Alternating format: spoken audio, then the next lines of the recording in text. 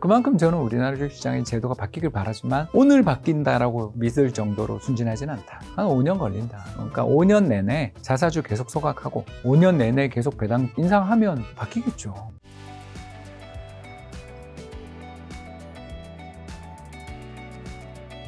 혹시 그럼 뭐 정부의 밸류 베이지 고려할 때 뭐 방금 말씀하신 은행이 포함된 증권은행, 요즘에 특히 지주사도 요즘에 지난 이번 주에 좀 급등하던데, 지주사 이런 거 투자는 괜찮나요? 그러니까 아까 풍선 효과라니까. 저는 믿지 않아요. 우리나라 금융회사나 지주회사를 믿지 않습니다. 하도 피를 흘려가지고요. 그냥 뭐 테마죠. 잘 되면 좋겠다. 네, 그리고 저는 응원합니다. 다만 믿지 않죠. 저는 우리나라 상장기업의 오너들을 절대 믿지 않습니다. 얼만큼 많이 당하셨길래 또 많이 당했죠. 뭐 금융지주 회장님한테 뒤통수 맞은 것도 여러 번 있고, 우리나라를 대표하는 뭐 홀딩 컴퍼니들, 지주 그런 데들 많이 맞았죠. 근데 그게 대기업이 차라리 낫더라고요. 중견, 중소가 더 무섭습니다. 왜냐면 보는 눈이 적어서 그래요. 그렇죠. 또 외국인 지분율이 낮잖아요. 감시 감독이 많은 대기업이 차라리 거기 맞는 게 그래도 엑시시라도 할 수 있는데 중견, 중소는 아유 여기까지만 하죠.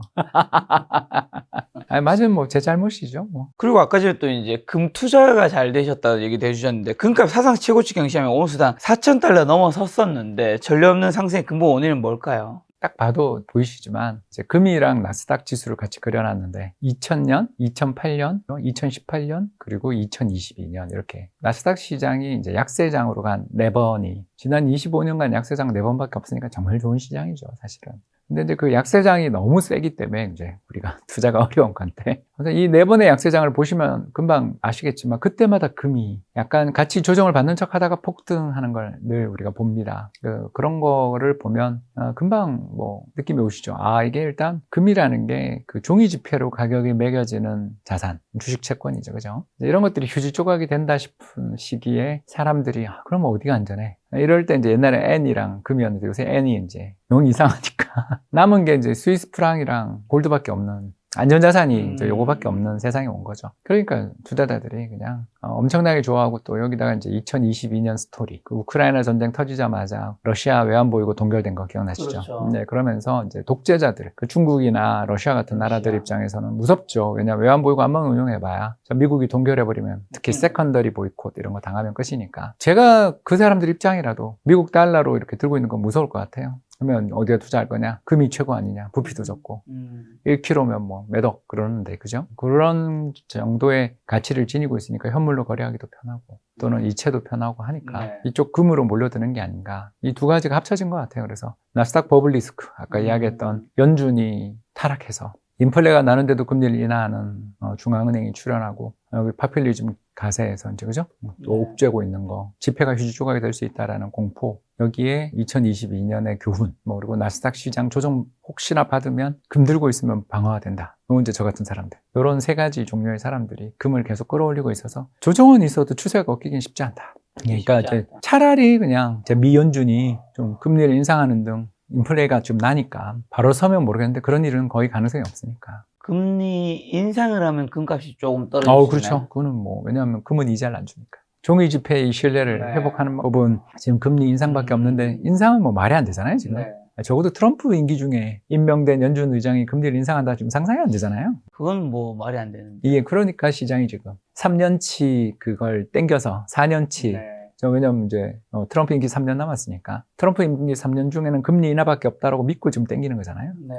그러니까 폭발력이 이렇게 좋은 거죠. 어젯밤 보세요. 셧다운 뭐 협상 진행됐다 그러니까 모르잖아요. 그게 왜 호재인지 전혀 알 수 없거든요. 왜냐하면 셧다운 시작됐을 때 주가 빠졌어요. 근데 왜 그게 호재야? 그냥 붙이는 거죠. 스토리텔링. 근데 금값이 그러면 최근에 좀 조정을 겪었긴 했잖아요. 그냥 가격이 너무 올랐기 때문에 가격에 대한 조정인 건가요? 그것도 있고, 파월 의장님이 12월 금리 인하 안 할 수 있다 이 한마디에 빠진 거잖아요. 파월 의장님 혼자 지금 고군분투하시지만 뭐 내년 5월에 임기 끝나시니까, 그러면 이제 원래 임기 전에 3월, 5월에 이제 퇴임하시니까 3월이랑 1월에 연준이 있는데 1월, 3월 연준은 보통 임기 끝나기 전에는 동결하거든요. 그래서 이제 이번에 동결하면 계속 동결로 가니까 라는 그런 리스크가 있었는데, 마이런이 어제 총대 잡고서 금리 0.5% 인하해야 된다고 막 외치는 거 보니까 결국 의장이 소수파가 되는 그림이 12월에 나오지 않을까. FOMC에서 그 금리 결정하는 건 다수결인가요? 아니요, 그렇지는 않은데 정해진 바는 없는데 의장이 의장이 내 맘대로 할 수 있는 예, 건가요? 의장이 내 맘대로 합니다. 근데 반발표가 나오면 의장도 어쩔 수 없죠. 아, 너무 반발이 많은데 자기 혼자 마음대로 하기에는 예, 그거는 이제 그린스판 정도 돼야죠. 굉장히 부담스러울 예, 것이다. 굉장히 부담스러운 거죠. 거의 만장일치를 원칙으로 하는 조직들이니까. 그래서 그 의사록에 누가 반대했어요를 남겨놓은 것 자체가 굉장히 부담스럽고 용기가 필요한 일이잖아요. 그걸 보면 네. 대부분 12명이 다 찬성했습니다로 나오는데 요새 이제 마이런이 가서 계속 반대표를 던지고 있죠. 더 내려라. 그렇게까지 나가도 된다라는 거죠. 그 사람은. 그러니 뭐 인하하겠죠. 12월에도. 예, 그냥 의장님께서 12월 인하고 내년에는 파월 뭐또 인하할 가능성이 있지 않나. 원래는 이미 이빨 빠진 호랑이군요. 예, 저는 그렇게 봅니다. 내년에도 계속 인하할 거라고 봅니다. 그러면 지금이라도 금에 투자하는 건 현명한 선택일까요? 그렇죠. 사야 된다, 사야 된다. 왜냐하면 트럼프를 어떻게 믿어요? 믿을 게 따로 있지. 우리 동네 뽀삐를 믿지. 그렇지 않습니까? 그 뭐 지금 코인 시장이 왜 저렇게 됐어요? 솔직하게 이야기하면 트럼프 막내 아들이 해먹은 다음부터 저렇게 시장이 좀 재미없잖아요. 변동성도 너무 크고. 재미가 없어요. 그래서 뭐 트럼프 웨일이라고 부르던데. 레딧에서 맨날 뭐 다 그렇게 부르던데. 네. 그렇게 억만장자 됐다면서요. 맞아요. 순식간에. 엄청 돈을 벌었다고. 예, 그런 식으로 사익화를 추구하는 거죠. 우리나라 역대 대통령들이 비자금 몇천억씩 받아먹은 건 여기 비하면 아무것도 아닌 거죠. 미국은 그래도 되나 봐요. 몰라요. 그래서 5공화국 됐잖아요. 레벨이 그 정도로 미국이 전두환 노태우 때로 돌아간 거잖아요. 그 나라의 레벨이 처졌잖아요. 뭐 하딩 정도로 돌아간 거잖아요. 1920년대 하딩 같은. 그런 나라가 된 거니까 그거 어떻게 믿어요? 그자를 믿느니 진짜 우리 동네 강아지를 믿지. 근데 이제 금값이 오른 이유는 대표님 설명드리니까 이해되는데 과거에 그러면 주식과 같은 위험자산의 가격이 이렇게 하락할 때 조금 오르는 경향이 있었는데 지금 이제 뭔가 굉장히 그림이 비슷해지고 있단 말이죠. 동조화되고 있는데 주식과 금가격이 같이 오르는 이유는 뭔가요? 금리에 답이 있는 게 아니에요. 뭐 옛날에는 금리에 답이 없었나요, 그러면? 근데 이제 96년에 금값 네. 빠진 거라든가 2013, 14에 금값 빠진 거 보시면 그때가 다 연준이 자산 시장을 부양하기 위해서 적극적인 금리 인하를 하다가 인상으로 돌아서던 시기와 다 일치되죠. 그리고 2022년에 잠깐 조정받은 것도 역시 그때 금리 인상기였고. 근데 이제 지금 금리 인하기니까 네. 금을 꺾을 만한 재료가 잘 안 보이는 거죠. 그리고 음. 금리가 인하된다라는 것은 보통 불황이 인하를 해주는데 지금은 인플레가 극성을 부리고 성장률 전망이 상향 조정되는데도 금리를 인하하니까 주식도 좋죠. 한마디로 말해서 뭐 올투게더 버블. 대표님은 지금 금값이 역대 최고치지만 지금도 여전히 금을 사도 된다. 전 미국 주식보다는 안전한 것 같다. 미국 주식보다 안전한 것 같다. 산다면 실물금 뭐 어느 금을 주죠? 저는 ETF 좋아하죠. ETF. 미국 IAU. 한국의 ETF들은 그러니까 연금 계좌나 이런 데 계신 분들은 네. 어쩔 수 없어서 살겠지만 한국에 있는 KRX 금현물이 최근에 금치 네. 프리미엄 있었죠. 이런 게 너무 심해서 여력 되시는 분들은 그러니까 연금 계좌 아닌 분들은 IAU가 괜찮지 않나. GLD나 IAU가 낫지 않나. 자, 마지막으로 이제 부동산 시장 여쭤보려고 합니다. 올해 이제 새로운 정부가 나오고 난 다음에 627, 97, 10, 15 대책, 부동산 책 나왔는데 어떻게 보시며 집값 잡을 수 있다고 보시나요? 택도 없고. 택도 없다. 이유는요? 주식 가격이 이렇게 폭등하는데 그걸로 돈 번 사람들이 집을 사러 가지. 이재명 정부의 그 이야기는 부동산에 묶인 돈을 주식시장으로 땡기겠다. 주식시장으로 옮기겠다. 한 5년 걸리겠죠. 왜냐하면 50년 동안 가스라이팅 당했으니까. 1975년 강제 상장 조치부터 네. 지금까지 이제 주식시장이 50년 됐는데, 그러니까 우리나라 주식시장의 역사를 대충 보면 1975년 이전에는 상장 기업이 10개밖에 안 되고 그랬으니까 그건 시장이 아니고요. 그 75년에 350개가 상장하거든요. 그래서 이제 그때부터 우리나라가 상장을 강제로 시켜놓으니까 우리나라 뭐 롯데칠성, 삼성전자가 다 그때 상장했습니다. 그러니까 그런 기업들이 주주한테 보상을 해줄 리가 없죠. 그래서 우리나라가 뭐 경기가 좋으나 나쁘나 할 거 없이 세계 최악의 배당 수익률 1%대를 유지하고 있고 배당 성향도 OECD에서 제일 낮은 20% 정도. 이런 나라에서 올해만 당장 여러분 생각해 보시면 한화 에어로스페이스, 삼성 SDI, LG CNS 기억나시죠? 주가 2,400 정도 올라간 3월달, 4월달에 주가 그거 2,200에서 한 200포인트 올랐다고 상장의 증자 사태를 전부 다 몇 조짜리, 몇십 조짜리들이 들었죠? 지금은 이제 정부가 당연히 뭐 막고 있죠. 뭐 EB 이런 것도 못하게 하고 막 그러고 있는데 언제까지 갈까? 언제 태도가 바뀌거나 관심사가 달라질 때는 어떻게 될까? 이런 거에 대해서 우리가 아직은 신뢰할 수 없잖아요. 믿을 때가 따로 있지. 한국의 오너님을 믿다니. 그런 상황에서 당연히 주식이나 코인에서 돈 번 사람들은 저기 한강에 한 채 파킹하는 게 기본이잖아요.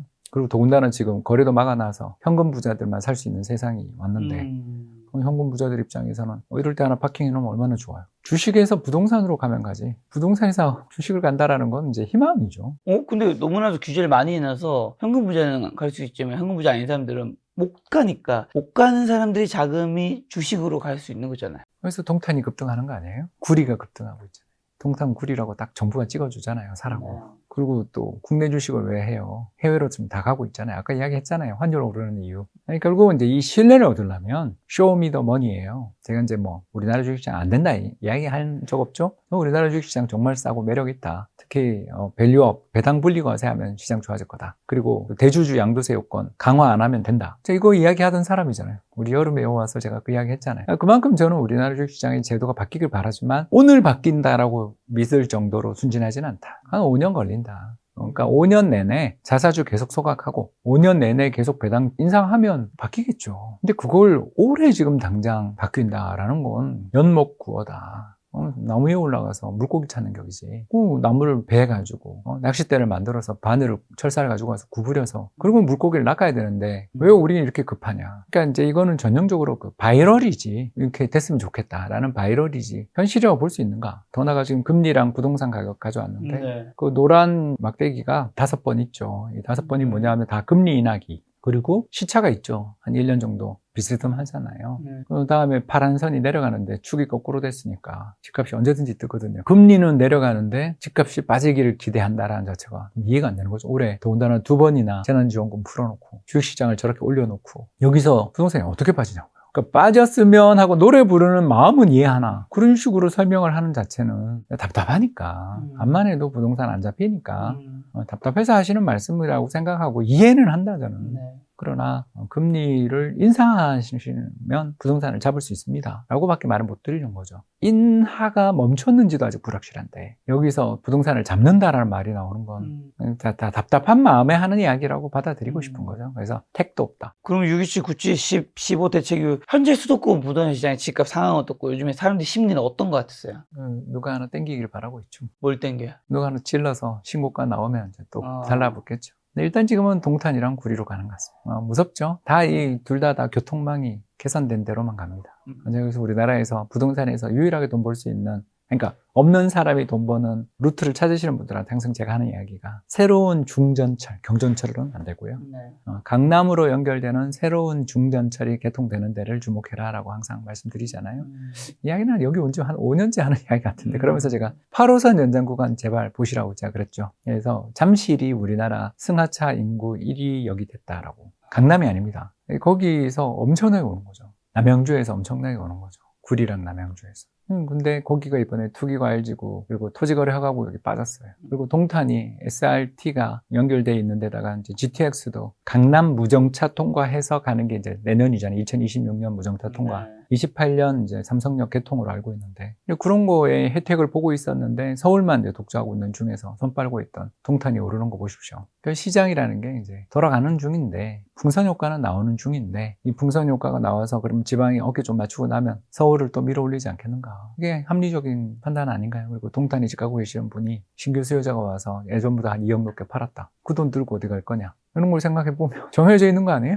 SRT 타고 올라가지. 내려갈 것 같지는 않잖아요. 구리에 또 집 가지고 계시던 분이 집값이 급등했다 그러면 광진구 가지. 남양주로 더 멀리 갈까? 다 보이는데 애써 모른 척 하는 거죠.